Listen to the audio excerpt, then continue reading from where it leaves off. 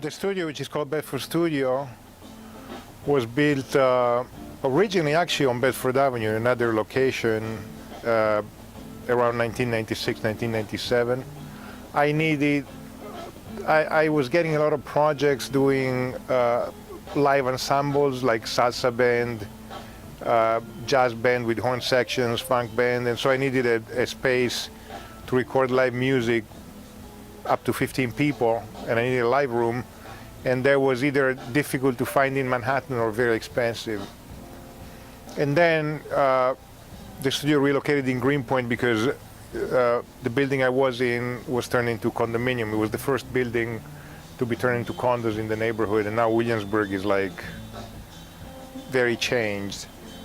The heart of the studio is a Quad 8 Coronado, which is this console, which was a console that was built, it's a whole Class A console, meaning there's no IC chips in it. And it was built at the apex of the Class A technology, which is end of the 70s, early 80s, you know, like Neve consoles, API console. The console was built in California, and it was mainly, these desks were mainly used by film studios. Blade Runner was mixed on this console. Apocalypse Now was mixed on this console.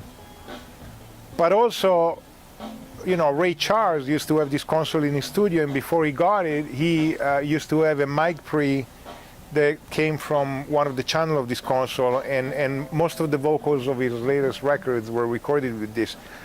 Crosby, Still, Nash & Young did a lot of records in the studio that had this console. Quad 8 made 55 of them. Some went to Toronto, where there's also film industry, and then Mitsubishi bought the company, and the last 15 were imported in Japan. And there was a studio in Tokyo called Cherry Hill Studio,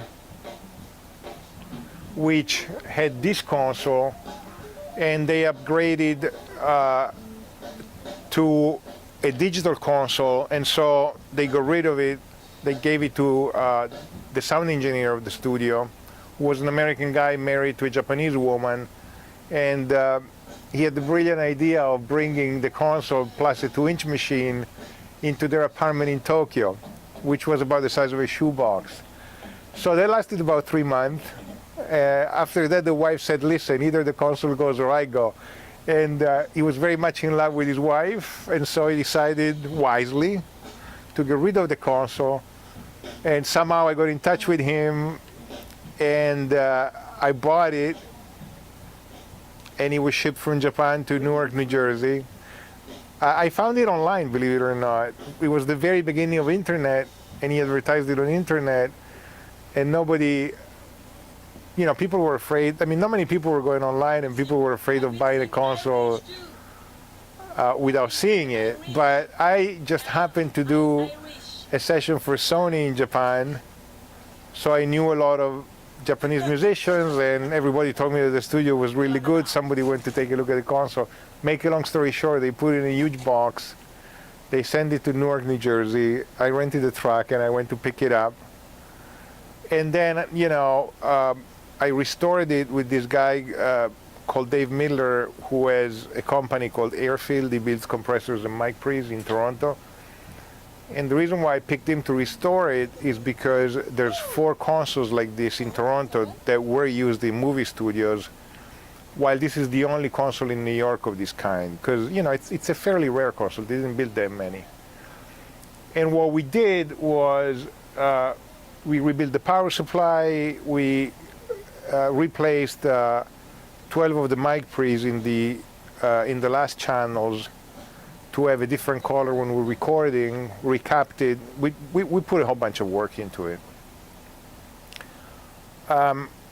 Also, you know, another thing that we have in the studio is a lot of like tube pre's from the 50s that were taken from Ampex tape machines or Telefunken, and a big live room which helped to do live music. It's something that it's disappearing nowadays, where You know, most of the records, pop records, are made with samples, the computer, overdubbing, and so on.